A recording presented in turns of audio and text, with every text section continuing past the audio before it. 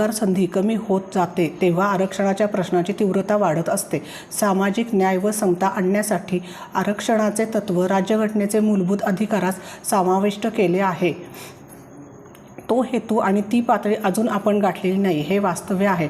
मात्र तरीही आरक्षण व राखीव जागांना आरक्षित करून ठेवले आहे अशी रास्त शंका यावी अशी परिस्थिती आहे। सामाजिक न्यायाच्या दृष्टिकोनाऐवजी आरक्षणाला राजकीय नफ्या तोट्यांचे गणित चिटकवले की त्यामध्ये आरक्षणाचा हक्क असलेल्यांचाच बळी जात असतो, शिवाय सामाजिक सौहार्दालाही मोठा धक्का पोहोचत असतो।